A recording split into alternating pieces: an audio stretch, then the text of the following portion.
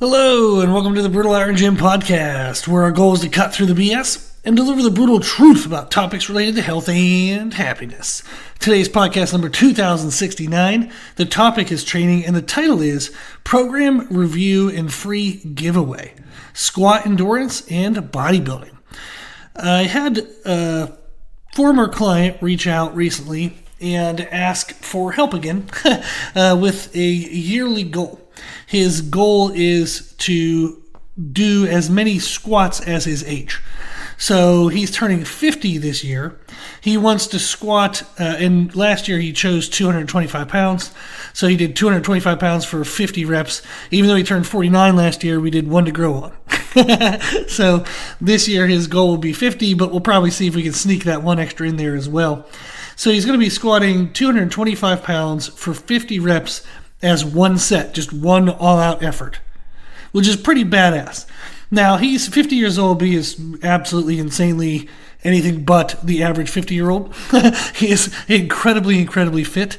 As of making today's podcast, I didn't actually ask him if I could include his name, but I will ask him after I make the podcast, and if he agrees to it, you'll see in social media, I'll post some videos and photos of him so you can see him. But he's incredibly physically fit. 10% body fat year-round. He wants to compete next year at the Arnold Amateur Classic Physique. He knows everything. He's a trainer, good to go, all the fun stuff. We started working together for this goal. I don't even really actually remember. It would have been quite a few years. Let me see if I can actually pull up when their first program was. But the reason why was he had come to Brutal Iron Gym and did like a training session. I think he really liked the gym, and we started talking. He followed some stuff on social media. It kind of grew from there. Okay, I see. A program I wrote for him was back in 2018. So I helped him with some nutrition contest prep. I helped him with some training, especially to fix a back injury. He had injured his musculature related to his shoulder movement, but it shows up in his back musculature. Basically looks like one of his lats isn't firing correctly. So he was wanting to fill in that gap and kind of fix that issue. And we were able to do a really good job at that to where he could compete and it wasn't like a glaring issue for him. So we started working together back in 2018. So now it's been 6 years. And I really enjoy the opportunity, so thank you very much for the opportunity to him, who is likely, hopefully, going to listen to this. But what I wanted to do today was share his program and the thoughts behind why I wrote it the way I wrote it, and then offer anyone to have it for free. Like if they want to follow a 1 month example, like this is the first month of this year's program, you can just email me, brutalirongym@gmail.com. You can go to our website, www.brutalirongym.com, go to the bottom of the homepage, send me a message from there. We have a contact form there. If you just want to see the program, so if you listen to today's podcast, sounds interesting, you want to see some of the elements, see some of the structures we're using, just shoot me a message. I think I'll probably try to do this every week or every other week where I just got to give away a client program. The idea is I was talking with a friend who's in the fitness industry, but we're more so friends than client-trainer relationship. And he was saying that he was struggling with his business, getting it to grow. And part of the reason why he believed was people just aren't aware of the difference. So he feels that he does a really personalized approach. And he said, I feel like I get judged as if I'm every other trainer. You know, somebody has experience X with a trainer. They see me as a personal trainer, and they think it's going to be the same. So he was saying how he wanted to increase exposure. He's like, people don't know what they don't know. And I thought that was one of my favorite quotes is, you don't know what you don't know until you know that you don't know it. A little bit of a tongue twister there, but I like it. So I was like, that's actually a pretty good idea, is why not give away some free programming, let people see what good programming is for a month, and then, if they sign up for services, great. If not, that's fine. We have a bunch of other free programs they can try on the website as well. I just want people to understand how to create better programs. So not only can they achieve better results, but they can be healthy emotionally and mentally during that process, because it can be very unhealthy if you're plateaued or stagnant or dealing with a lot of injuries and things aren't going the way you expect. So I want people to have that emotional and mental health as well as the physical progress. So today's title, you can see, is Squat Endurance and Bodybuilding. When he reached out, he asked if I would help him towards that birthday goal. So we're going to do, like we said, his birthday is October 14th, so we're starting a little bit early. And we're going to work up to probably 51 reps, which will be pretty awesome. He also then said that he would like to do that Arnold Amateur Classic Physique in Ohio in March of 2025. He wrote 7 months, 3 weeks away. So who's counting, huh? And he asked if I could incorporate that into the birthday squats kind of workout as well. So that's the premise. That's what we're going to look at today is squat endurance, but we're also including bodybuilding. Now, since I know him, I have also included some corrective therapy for his shoulders because he has a past issue with shoulder injury. And I also included components that are going to build out those upper lats some more to try to get more of that V taper.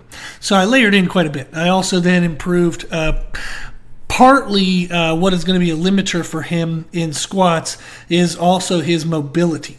He has tight internal-external rotation in his hips, so I'm building elements into the program that is going to start to open up the internal-external rotation in his range of motion, and this is going to decrease lower back strain and stress as we're ramping up the volume for his squats. So there's quite a bit built into here. Is we have this squat, just endurance. We also have the overall mobility that we want to improve for squats. We want to do bodybuilding in general, so he gets ready for the Arnold Classic. And then also we want to do corrective therapy in his shoulders. We want to build out that lat quite a bit. Now, this is actually stuff I love. I love this because it is super fun to do nuanced layers in programming. I do all of my programming for every client every 4 weeks, brand spanking new. There, I copy and paste the exercise tutorial links to YouTube. So every exercise has a video link with it. I copy and paste that video link, but that's the only thing that's copy and pasted. Meaning every single exercise is individually chosen in every single workout for every single client. It is borderline a dumb business decision. Because it takes me forever to write the programs. But I absolutely love it, and I can't accept doing it any other way because I know that it wouldn't be as good of a quality, and there's no way in hell I would want someone, like if I were to hire me and have my knowledge available for me, I would want the best program that I can write that weekend. I do not want a program I wrote 3 years ago and did 12 months of programming and just cycle people through it based on, 3 years ago knowledge. I don't want that bullshit. I want the real stuff. I want whatever that trainer's doing in his workouts this weekend. Like, I want the fresh knowledge. So that's the way I want to approach it for clients. And as long as I can maintain the business and grow and find a good work-life balance doing it this way, I'm definitely going to keep doing it this way. I absolutely love it. Now, his program, we're using his gym. So he has a home gym. He's a personal trainer. He trains out of his gym, his home gym. And it is freaking insane. I mean, my God. It is awesome. Awesome gym. Name of specialty barbell, he has it. Absolutely. Tsunami sticks, like individual sticks. He has like the Rhino like bars, the bamboo bars. He has multi-grip bars, camber bars. Golly, everything under the sun. It's a playground. He has a big, awesome, 6-post rack. In the back side of the rack, he has a Rogue Rhino built into it. So that way we can do a lot of belt squat movements, but he also has the rack, the full access of like a 4-post rack on the front side.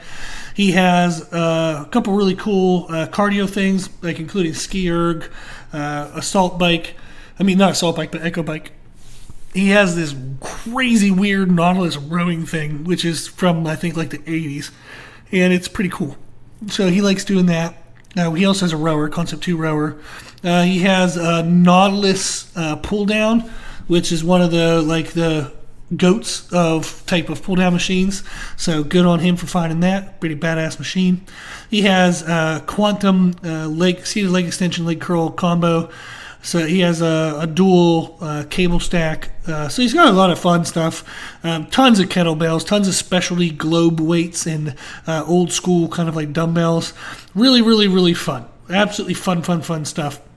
So the program that I'm writing for him is going to utilize all of his equipment. So when you see the program as I'm reading through it, that would be good to keep in mind is writing the program specifically for his equipment. So when you get the program, if you want the free example of this and you just want me to send it to you, again, reach out, email, you'll see everything's written specifically for his stuff. Now, you can substitute with what you have available, and that would be great. And if you watch the videos for each exercise, there's a tutorial video, you'll see kind of what the movement is. So do your best to try to mimic that in whatever equipment you have. Now, he trains 5 days a week. I just went ahead and kept that because smart man, he knows what he's doing. He knows his body. So Monday he does back. Tuesday we're doing squat workout now. Instead of like just a generalized leg day, it's a dedicated squat day. Wednesday is going to be chest, and then he takes Thursday off, and he likes to have that day off to give his shoulders like a little bit of a rest and recovery. And then he comes back Friday and does shoulders and arms, and then Saturday is like deadlifts and like posterior chain. So that's going to be his structure. So we have 2 lower body days, 3 upper body days. So pretty awesome, good combination. I like this kind of structure. I actually use a very similar structure. I just have my days in different orders. But awesome, definitely enough to get the job done. So a back example, back workout.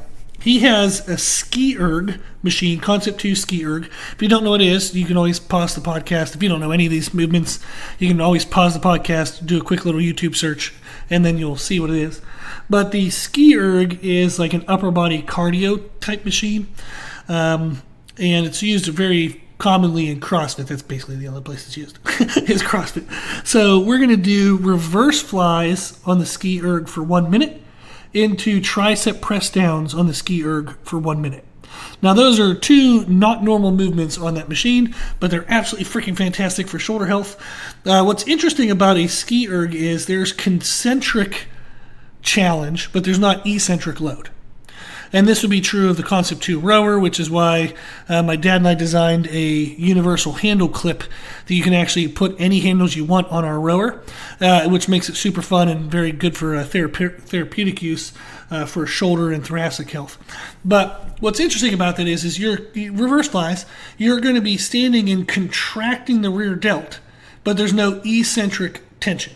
Then you go back to the starting position, you contract, but there's no eccentric tension.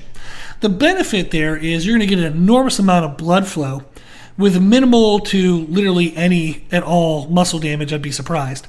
So this is corrective therapy for his shoulders, but it's also going to help kind of flush in the muscles. And basically there's still debate as to what causes muscles to grow. We know tensional load can cause muscles to grow. Like if you just simply put them under tension load, the body responds by making muscles more robust. And then also if you damage the fibers, it's like shear force damage I've talked about plenty of times in podcasts, that the body will respond by making the fibers more robust. And then metabolic damage, which is just like a general workload stress. If you overload and overstress the muscle, the body can come back and make that more robust depending on the time and attention and the load that is used. But in general, with all that said, you can get muscles to have better shape and balance by pumping the hell out of them, by getting them super, super pumped up to where like the muscle burns so much you almost want to, cry. That does help really fill out and like make a muscle look nice and full and balanced. So when you're looking at the shoulders, there's the deltoids is a fancy word for shoulders. We have a front deltoid, middle deltoid, and rear deltoid. So there's actually like 3 parts, like muscle chunks. Like if you were to take them apart, you could actually take the sections, like the sections of an orange. You could take the sections of the shoulders apart from each other, in theory. But there's a front portion, middle portion, rear portion. The reverse flies on the ski erg is going to pump up that shoulder full of blood, and it's going to emphasize the posterior side, the back side. That's going to help create growth and stimulus in that backside to balance the front side. And most people's front sides are already more trained, like overtrained than the backside due to chest presses, overhead presses, and things like that. So it's good to get a backside of the shoulder balance. And then the ski erg tricep press downs, again, it's a contractile tension, but not an eccentric tension. So we're getting good blood flow into the upper connection of the tricep by doing the reverse flies, but then we're actually going to get good blood flow into the elbows when we do the tricep press downs. So that's, again, another good corrective therapy, like rehab type therapy for the elbows by increasing a lot of blood flow, which is going to bring in protein and nutrients because he's going to be eating freaking perfect. So he's doing the ski erg reverse flies for a minute, then the tricep press downs for a minute. And then we're using his Nautilus lat pull down, and we're going to be doing a high row variation, which is going to be like a hybrid between a cable seated row and a lat pull down. So think of like a more of a 45-degree angle rather than a straight up and down or straight in front of you. So we're doing that for sets of 14 to 20 reps. So for that one, we want a squeezed contraction on each rep, but we're aiming for a pump more than max effort weight. This is, again, going to help push a lot of fluid through the shoulders, really heal up his shoulders, really get the shoulders lubed up, ready. Freaking, they're going to be like bulletproof, quote unquote. You'll hear that term all the time. But it's going to make them super strong. So then as we go into the back, heavy back movements, the shoulders are ready and they can accept the weight load, the tensional force of the back movements without as much micro damage because they're already pumped up, they're already ready to go. So we're going to do 3 rounds of that. Then he has an infinity rope, which is a pretty cool thing. It's literally like a rope you can do like pull downs with and some other movements, but it's just an endless loop. So it's, again, kind of like upper body cardio. I have him do what's called a high long pull, where he alternates the arms. This is going to force him to reach up and stretch his lat and then contract from the stretched position. So this actually creates increased mobility in the lats due to the stretch and then the contraction force. Now, the resistance on this isn't very high, but that's actually okay because it helps. If you overload the resistance too much, you create too much tissue damage that actually then causes the muscle to shorten during recovery stages. So I actually am wanting this to coax his muscles to stay open. So I'm actually okay with the fact that this is a lighter type movement. It's more of a cardio type movement. It will absolutely burn out his lats, though, before it burns out his lungs. So it's more like muscle cardio. So he's doing an alternating high pull, and he's going to be pairing that with that Nautilus lat pull down the high row, but we're dropping from sets of 14 to 20 reps now down to 8 to 12. So that's going to be our second combination of movements, is the infinity rope high long pulls into the Nautilus lat pull down high row. Now this is going to have his lats lit up. His shoulders are going to be on fire, lats are going to be on fire. He's going to be feeling really good. So then what we want to do is we want to touch on that mid back, the upper, middle, and lower traps. So I have him finishing the workout with a belt squat bent over row. So we're going to be doing a belt, like on his Rhino, his Rogue Rhino belt squat. We're going to use the narrow angled underhand mag grip, maximum advantage grip. He has 7,000 different handles. It's fantastic. I love it. But it's a narrow, like inside shoulder width, 45-degree underhand angle. And what that does is it's going to force a ridiculously good contraction in his mid and lower traps. when he's initiating the contraction of the movement and then holding the final contraction. So his lats are absolutely going to be involved. They're going to be stretched, and I actually really want that because we're changing the angle on the lats, but we're still trying to fill out that gap in the lat from that injury. But this is going to now introduce his lower traps and his mid traps to help kind of push the lats beyond failure and really help fry out that mid back. He's then going to be supersetting that with TRX inverted rows, which is just a really good forced contraction for that mind-muscle connection with that mid-back. So that way he can really feel the mid and lower traps pumped, isolated, and screaming in that combination. So we'll have gone through corrective therapy for the shoulders, stretching to increase lat range of motion and fullness of the muscle, plus crazy heavy lat work to get growth. And then we're going to be ending with that mid-back focus contraction, which will finish off the lats because they can help to some degree, but it's going to help target and annihilate that mid-back. So that is his upper back workout. So the first circuit is 3 movements, the ski erg things with the lat pull down, and then the second circuit is the infinity rope with the lat pull down but heavier, and then the third circuit is the belt squat bent over row with the narrow angled underhand grip and TRX inverted rows. So that is a pretty awesome combination. As he's done with that, his muscles are going to be absolutely screaming. It'll be fun. But no wear and tear on the shoulders. He's actually going to come out of that probably 2 or 3 days later with his shoulders feeling stronger. The very next day, they might feel a little fatigued and tired to kind of lift his arm over his head. But as he gets protein in there, as the muscles heal, as they grow, he's going to feel stronger coming out of that workout 48 to 72 hours later. Now, the Tuesday workout is squats. So squats, what I'm going to do is I'm going to help get everything moving and grooving by doing a cardio-based warm-up for him. This helps a couple things. It gets blood flow quickly into his legs so I can get him into squatting fast and have more time for accessories after squats. But then also, if you try to squat any weight for 51 reps, which is what our goal is going to be, there's going to be a cardiovascular component to that. So not only do you have strength, depending on the amount of weight you want to move, you have muscular endurance, how many contractions you need to be able to do, but then you have aerobic endurance. How are you going to even aerobically survive that? Because that's going to take, my gosh, 51 reps, you're looking at probably at least 2 minutes of squatting. Yeah, I would be interested to see his time, but I would say it's going to be over 2 minutes because he's going to try for 51 reps in a row, but he's likely going to get, somewhere in like low 20s, have to stop at the top, get 2 or 3 big breaths, do a couple more reps, stop at the top, 2 or 3 big breaths, a couple more reps. So that's going to extend that, so he's going to be looking at 2-3 minutes more maybe. So that's going to be aerobically challenging. So I want to start building in that aerobic endurance. So we're starting with the Echo bike, and we're actually going to be alternating full body. The Echo bike has upper body handles, so he's going to be using the upper body handles plus the foot pedals for 1 minute, and then he's going to go to legs only. So take his hands off the upper body, and he has to generate that same speed, that same force via the legs for 1 minute, and we go back and forth, back and forth, back and forth for 6 minutes total. That is going to plenty warm up his lower body, absolutely. It's going to get the heart and lungs warmed up. It's going to get a lot of blood flowing, but it's going to get that cardiovascular development that I want to start layering into his workouts to get him ready for October. Then after that, we are going to do a general movement prep kind of mobility work to get him ready for squats. So we have leaning over Cossack squats, which are to open up the adductors.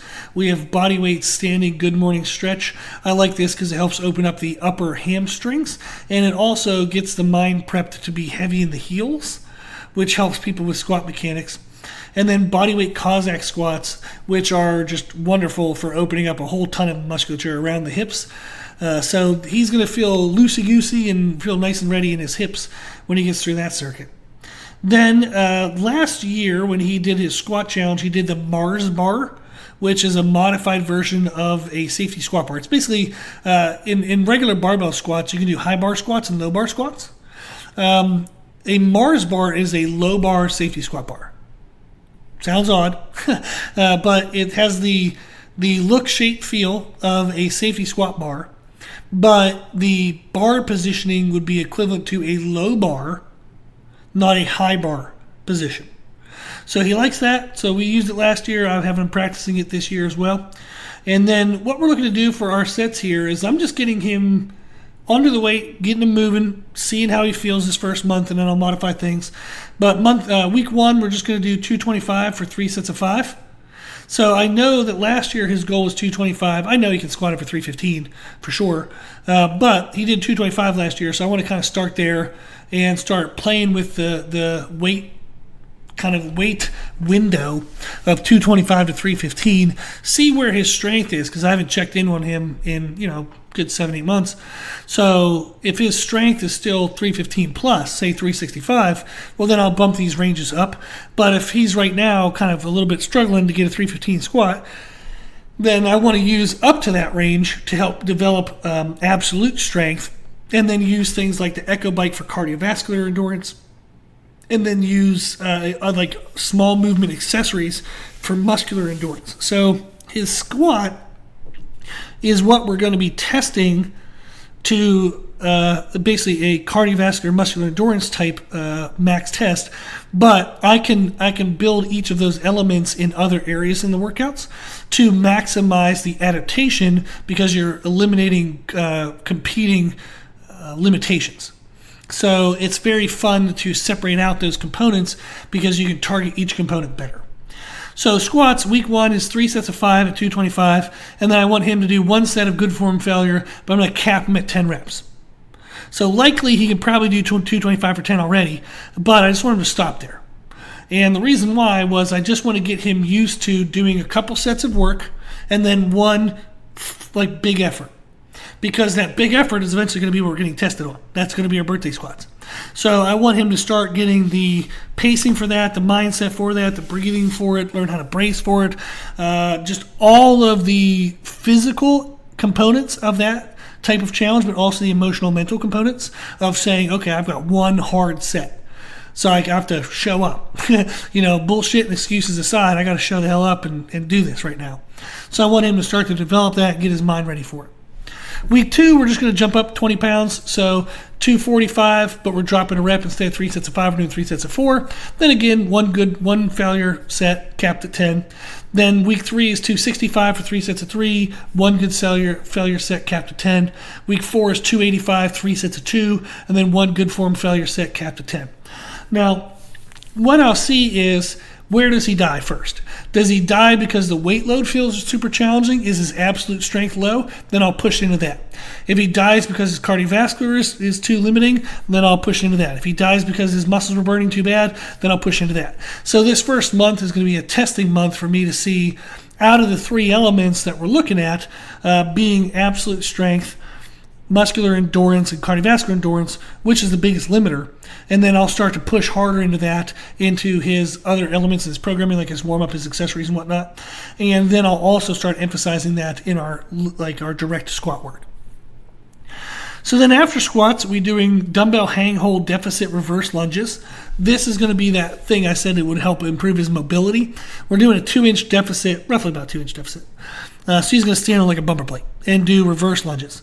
That is going to help open up the adductors specifically on each leg, but it's also going to force his external rotators like the glute med, glute min, all that glute stuff to have to open and stretch and allow more range of motion in order for him to get nice and low in that deficit lunge. So that's going to help open up a lot of hip mobility. It's going to help crazy good development. Now he actually has really good legs. So in regards to the Arnold Classic goal, his legs are a little ahead of his upper body, but there's no need for us to back off on a strength. If you have a strength, crush it and have fun with it, and then just force everybody to try to catch up. So this will actually help his leg development for sure. And then after a couple sets of that, we go to goblet hold knees over toes split squat. This is going to help strengthen his knees, specifically the tissues at the knee joint. What I want to make sure is his knees and his lower quadriceps stay strong in the high rep squat work, so that way the squats don't just turn into like a hinge. I want to make sure he can still have good leg drive to keep as upright of a torso as possible during his squats, so we don't fry the lower back, the glutes, and end up dying early in the squats.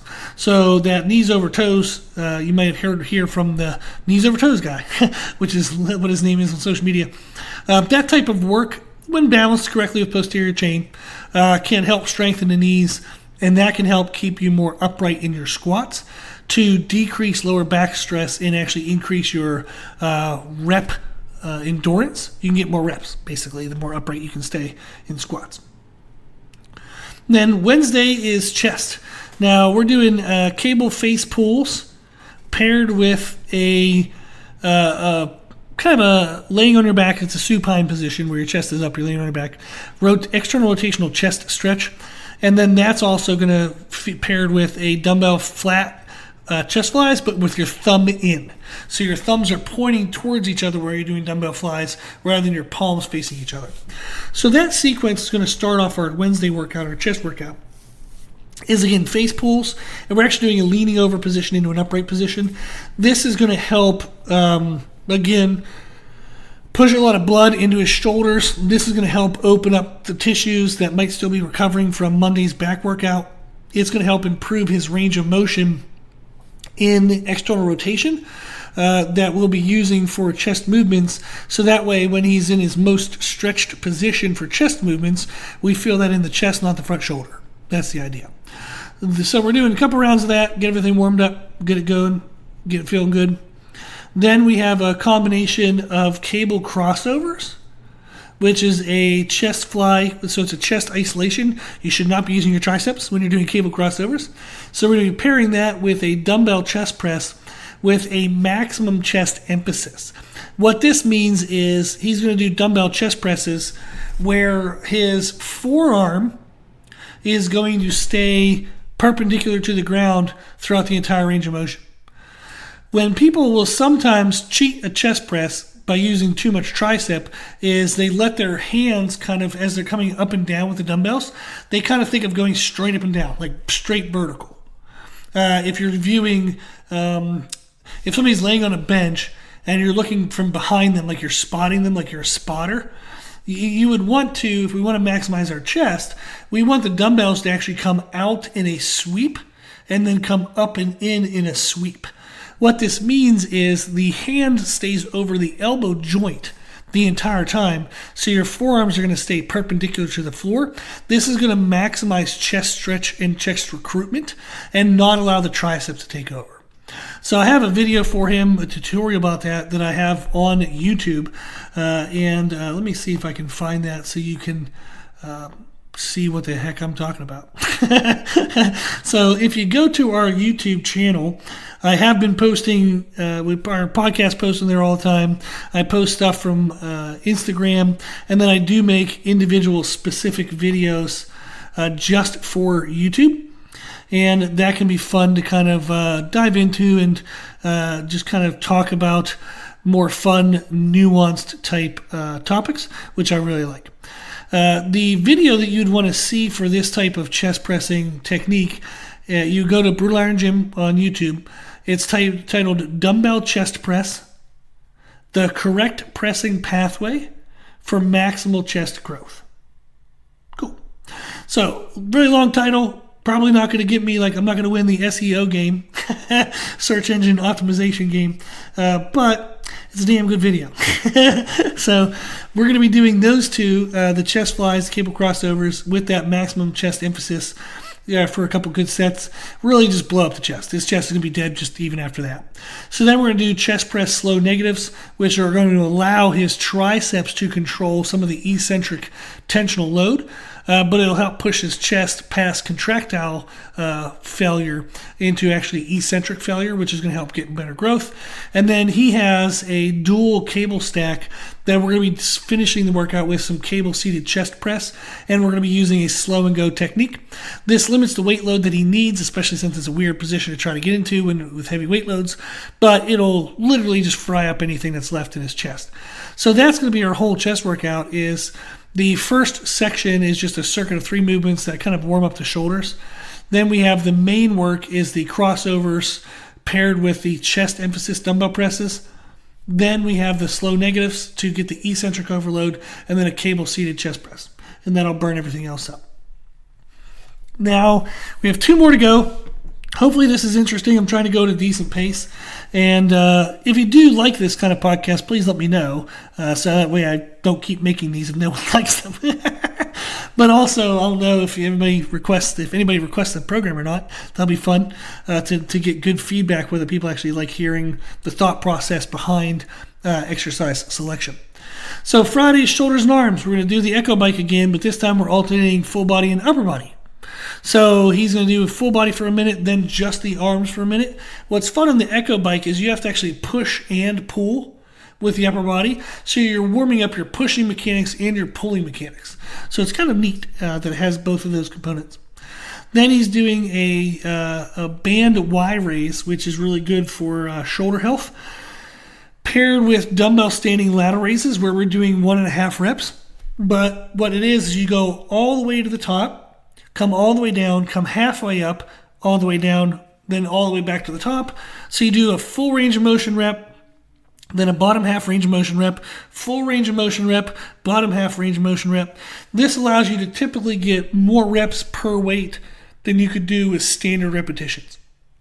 So this is going to drive more muscle damage than a typical standard type of lateral raise.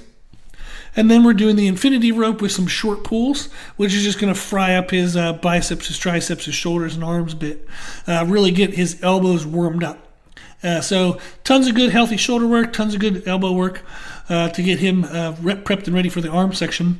Then the arm circuit we're going to be doing is underhand grip pull-up isometrics. This is also going to help his shoulder health by strengthening the structure of the shoulder joint.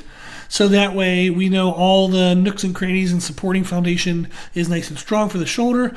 And then he's going to go right into easy bar standing bicep curls and then dumbbell 15-degree incline skull crushers. His biceps and triceps and his shoulder joints are going to be burning up, like lit up. I actually think he's going to really like that. So that'll be a fun circuit. It typically catches people off guard how quick that type of a circuit will fry your arms. But you're going to feel pumped up, feel pretty freaking awesome. Then he's going to be finishing with cable-seated overhead rope, like tricep extensions. And they're just freaking great for putting your tricep in a stretched position and then having to contract under tensional load in that stretched position. So it's really, really, really good for growth, especially the triceps as they connect up into the armpit. So you're going to get kind of that nice, thick backside of the arm development. Now, the last workout for the program is going to be our deadlift day or posterior chain day. I have him doing some more therapy type stuff on this day because it's the end of a long week, and I want him to be prepped and ready for next week's squats. So we're doing some foam rolling for the adductor, the TFL, and the upper lat connection. Then we're doing what's called a dynamic pigeon pose variation where you're basically stretching and contracting the adductors and internal external rotators of the hips in a nice kind of weird stretch position, but it's really good for opening up range of motion with those. Then I have him doing a bird dog crunch, which is just good for core strength. And that also is a decompression of the spine to some degree, to where if you have any kind of lower back tightness, a bird dog crunch helps to kind of open up some of that tightness, as well as stretching the glute med, adductor, and all that stuff. Then we're going to be doing a cable straight arm pull down, where this is going to be interesting because it's hard to explain in words. Is you're going to set a cable height at about your chest, and then you're going to do a straight arm pull down, to where the handle is like down by your knees. And then you're going to keep your lats pinched and mimic a deadlift pathway, conventional deadlift stance. That sounds completely insane. And, in part it truly is. But the benefit of this is it teaches people how to keep their lats tight whenever they're doing deadlifts. So conventional deadlifts, but it also can work well for sumo deadlifts. But if you want to see what this is, you can go to YouTube, Brutal Iron Gym Lat Superset for Strength and Growth. It was a video from 6 years ago, and you can see me in a red shirt, and I'm doing that exercise, and essentially it's teaching lat tightness, so that way you can understand what it feels like to have your lats locked in conventional deadlifts, which keeps the bar close to you, which better emphasizes glute and hamstring development and takes away from lower back stress. So you want to be nice and close to the bar when you're doing conventional deadlifts or RDLs or stiff leg deadlifts, anything like that. Then he's pairing that with the machine seated leg curls with paused contractions. So I'm having him activate, quote unquote activate, feel what it feels like to have an isometric contraction in his lats. And then we're opening up and stretching blood flow into his hamstrings. So then we're going to do barbell RDLs from the rack, and he's going to be doing with slow eccentrics and pauses. And this is just to help stretch the hamstrings, activate, like work and stretch and contract the glutes. We want to build up his posterior chain, which is going to be the hamstrings, glutes, spinal erectors, to balance the front side of the body development that the squats are giving him. We want to make sure our front side and back side are balanced. So I don't want his quads overdeveloped compared to his hamstrings and glutes. That's going to lead to a lot of lower back stress and limited mobility. So we want to make sure that we address that. Then the last thing we're ending with is he has a West Side Barbell Reverse Hyper Scout, which is their lighter frame of a reverse hyper. It's just a smaller footprint, so works great. He's just going to be doing bodyweight glute raises on that, just to target only the glutes. It's going to take out his spinal erectors, take out some of the hamstrings, really isolate the glutes. Freaking awesome for glute development, male, female, whoever wants bigger glutes. It's a great exercise.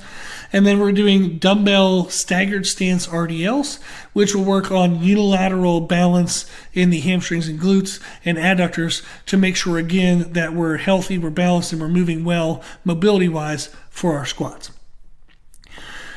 So those are the workouts from this program. I hope it was interesting. If you like the idea, if you like learning about exercise selection and programming nuance, like how you layer all this crazy stuff together, my thoughts are a podcast like this is helpful. It would probably be overwhelming if I was talking to my 16-year-old self, but man, my 16-year-old self would have freaking loved this, because I wanted to know when I would read workouts in magazines, I'm like, why? Okay, the person's doing this, then this, then this, but why? So it really was exciting for me whenever RX Muscles in the Iron Asylum started being available online. And I would get to hear Dave Palumbo and the bodybuilder he was talking to. They would talk about exercise selection sometimes, and they would talk about positions and benefits of positions. And then as social media became more of a thing, it's ridiculously overwhelming at this point to know who the hell to listen to.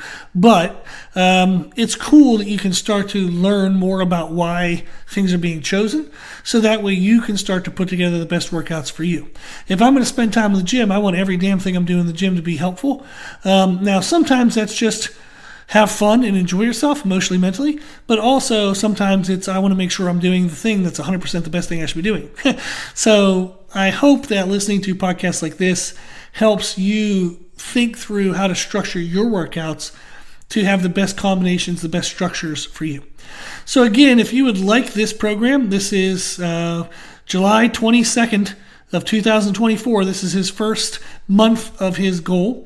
So I will send this to you totally for free. You can shoot me an email at brutalirongym@gmail.com or go to the website, www.brutalirongym.com. Go to the bottom of the homepage and you can contact me there. Just let me know, hey, I was listening to a podcast, whatever the heck this is. What is this podcast? 2069. And I would like to learn, I'd like to have that program, the squat endurance and bodybuilding guy. So I will send it to you for free. Hopefully the podcast was helpful. and I'll talk to this client and see if he doesn't mind me sharing some images and videos when I post this online. If he's not in favor of it, because sometimes trainers I work with, they'd rather not have people know that they're being trained. So I do a lot of ghost programming, and a lot of trainers I work with would rather not have it be publicly known that they have a trainer, which is interesting because I understand it in many ways. So I'm not going to pick on those clients. We've already talked this through, so none of them are going to feel attacked right now. But the best athletes in the world have coaches. Tiger Woods has a golf coach. So who the hell needs a swing coach if you're Tiger Woods, right? But Tiger Woods has a guy who looks at his swing and says, hey, good or bad, or let's make these changes. It's very normal. The best bodybuilders in the world have a coach. The best athletes in any sport have coaches. So it's not a shameful thing to have a coach on your team helping just double check everything you're doing being the best thing that you're doing. So I'll just throw that out there. So if you are a trainer and you're like, man, I would love to hire a trainer to help me, but what does that say about me as a trainer if I have to hire a trainer? It says you're a really freaking smart person. Because why in the hell would you waste your time, right? Why not learn everything you can learn? Some of my favorite things I've learned are when I watch videos. Like I still watch a video if it's something like how to deadlift, and I'm like, you never know. So I'll just click play and maybe I'll learn something. But sometimes you just learn, okay, what I know is good. And that can be super helpful. But there's no shame in having a coach if you are a coach. I'll just throw that out there. Okay, awesome. Hopefully this was helpful. Thank you for listening. If you need anything, always reach out. You can always contact us on the website, www.brilliantgym.com. Go to the bottom of the homepage, contact form there. If you like the podcast, please share the podcast. This would be a fun one to share if you don't mind, because we're giving away a free program. People like free stuff. So that might catch people's attention and get them to listen. And then if you like the podcast, you can also consider donating to support the podcast, which you can do on the website. And then the information we share in the podcast, you can always find more from us on our social media channels. You can find us and follow us on Instagram and YouTube under the name Brutal Iron Gym. As always, I hope this was helpful, and thank you for listening.